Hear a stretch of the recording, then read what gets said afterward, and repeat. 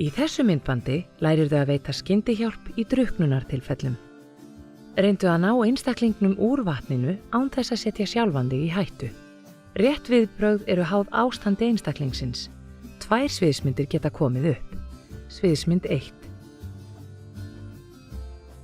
Einstaklingurinn er með meðvitund. Hjálpaðu einstaklingnum í þægilega stöðu.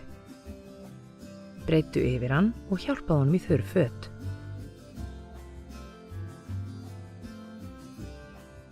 Hringdu á neyðarlínuna 112 þar sem einstaklingur sem lendir í drukknunarslysi þarf ávallt að fara í læknisskoðun. Sviðsmynd 2. Einstaklingurinn er ekki með meðvitund og svarar ekki áreiti. Veltu einstaklingnum að bakið.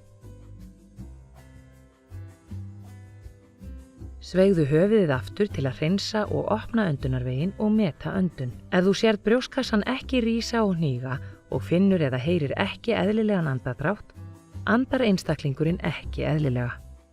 Hringdu í neyðarlínuna 112.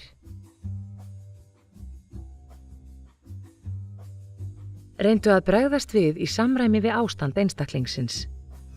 Það þýðir, ef einstaklingurinn andar eðlilega, komdu honum fyrir í hliðarlegu. Breiddu yfir einstaklinginn og fylgstu vel með ástandans þar til hjálp berst. Ef einstaklingurinn andar ekki eðlilega, vill einhvern annan að fara að sækja hjartastuðtæki. Á meðan þú bíður eftir hjartastuðtækinu, byrjaðu endurlífgun með því að hnoða 30 sinnum og blása 2 sinnum til skiptis. Ef þú kannt ekki eða vilt ekki blása, skaltu framkvæma hjartahnoð á taktinum 2 hnoð á sekúndu.